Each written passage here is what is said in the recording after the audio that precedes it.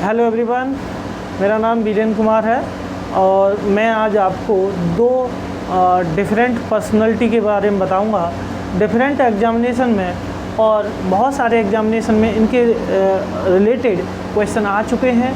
तो ये क्वेश्चन ही होंगे लेकिन कुछ डेटा होगा जो कि हमें याद रखना है फॉर एग्जामिनेशन, और मैं उम्मीद करता हूँ कि ये आपके एग्जामिनेशन में काम आएगा।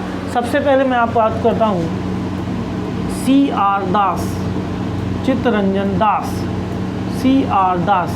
इनके जीवन काल जो था इनका रहा, इनकी जो पैदा हुए ये 1870 से लेकर 1925 के बीच में ये इनका जीवन काल रहा। अब देखिए, मैं आपको बता दूं कि ये वाली आपके लिए इम्पोर्टेंट नहीं है, लेकिन ये वाली आपके लिए इम्पोर्टेंट है कि लगभग इतने बीच में ये रहे। अगर कोई ऑप्शन ऐसा आ जाता है जिसमें आपको कोई आंसर लगाना है तो आप इसी टाइमलाइन के बीच में लगाएंगे।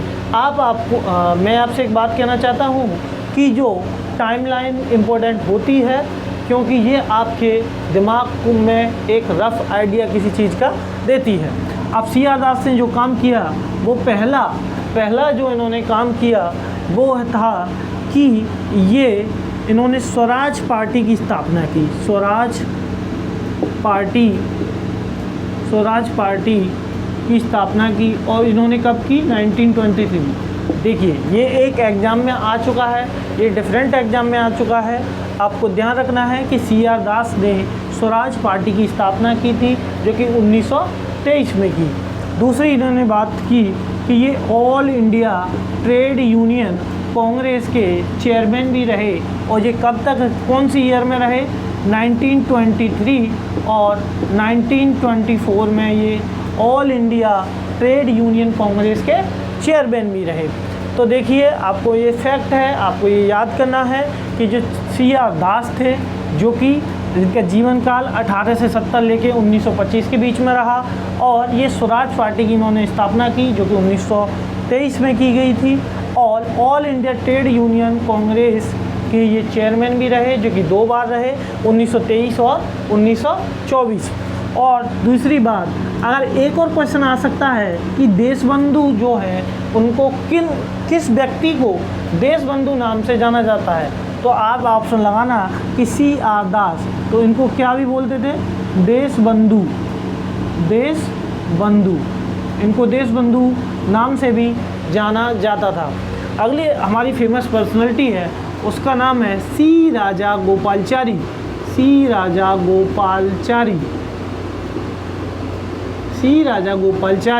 इनका जो जन्म हुआ था वो 1878 और इनकी मृत्यु हुई 1972। अगर टाइम के हिसाब से देखा जाए तो C. राजा गोपालचारी ने अपना काफ़ी जीवन व्यतीत किया है। अब इनका जो पहला काम था वो मैं आपको बताता हूँ। ये पहले फ्री इंडिया के, पहली बात बोलूँ, फ्री इंडिया मतलब आज़ाद इंडिया। जब इंडिया आज़ाद हो गया उसको हम बोलते हैं फ्री इंडिया। ये जो राजा गोपालचारी हैं, जो फ्री इंडिया, जब भारत आज़ाद हो गया था तब ये पहले गवर्नर जनरल बने।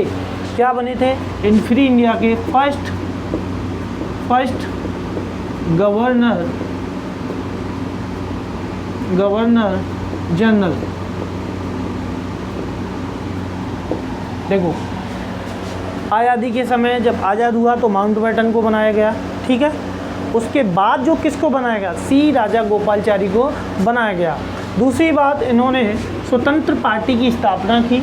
स्वतंत्र पार्टी, ध्यान रखना है, यहाँ पे क्या है? स्वराज पार्टी की स्थापना 1923 में हुई।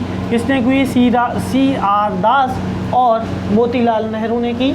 लेकिन हमको याद रखना है, अभी मैं इन दो पर्सनालिटी की बात कर रहा हूँ तो आप इन पे ही फोकस करें, ठीक है। तो इन्होंने क्या? स्वतंत्र पार्टी की स्थापना की। कब की थी? 1959 में इन्होंने स्वतंत्र पार्टी की स्थापना की। और इनके लिए जो इन्होंने काम किया अपने, देखिए एक लंबा समय है, 1878 से लेके 1972, तो उन्होंने बहुत से काम देश हित में किए। इसके लिए इनको भारत रत्न की उपाधि मिली। क्या मिला था? भारत रत्न। भारत रत्न कब मिला था? 1955, 1955 में इनको भारत रत्न की उपाधि मिली और ये यंग इंडिया के एडिटर भी थे। तीसरी बात जो है, तीसरी नहीं ये चौथी बात है, चौथी बात ये है कि ये यंग इंडिया के एडिटर थे। सर ये क्या थे? Editor of young India, editor of young India, young India के ये एडिटर भी रह चुके हैं। और मैं आपको एक बात बता दूं कि सी राजागोपालाचारी थे, ये एक भारत में फ्री मार्केट की देखिए पहले जितने भी हमारे जो महान व्यक्ति थे वो सभी लोग मार्क्सिस्ट थ्योरी से ज़्यादा इन्फ्लुएंस थे। मैं दूसरे शब्दों में बोलूं कि ये सोशलिस्ट आइडियोलॉजी को ज़्यादा मानते थे, लेकिन सी राजा गोपालाचारी हैं वे फ्री मार्केट की सोचते थे, रिलीजन को ज़्यादा मानते थे। और सबसे मुझे बात जो अजीब लगी, ये वर्ना सिस्टम को लाना चाहते थे। वर्ना सिस्टम तो बहुत ही कंट्रोवर्शियल है, जैसे कि आपको पता है कि वर्ना सिस्टम में शूद्र, क्षत्रिय, ब्राह्मण, क्षत्रिय, शूद्र, वैश्य, इस प्रकार लोगों का स्ट्रेटिफिकेशन किया गया और उससे सोसाइटी में कहीं ना कहीं इनइक्वलिटी आती है। और ये टॉपिक बहुत बड़ा है, मैं ज़्यादा ना जाके मैं आपको इतना ही बताना चाहता हूँ कि ये जो है रिलीजन को मानते थे, फ्री मार्केट लाना चाहते थे और इन्होंने क्या किया कि वर्ना सिस्टम को भी लाना चाहते थे। देखिए अब आपको जाते जाते रिलीजन को ये मानते थे, क्या रिलीजन को मानने का मतलब यह है कि एम्फेसिस ज़्यादा करते थे, फ्री मार्केट लाना चाहते थे, फ्री मार्केट लाना चाहते थे और ये वर्ना सिस्टम को लाना चाहते थे। किसको? वर्ना सिस्टम को लाना चाहते थे। मैं उम्मीद करता हूँ कि अगर इन दो पर्सनैलिटी के बीच में क्वेश्चन आया तो इसी से आए।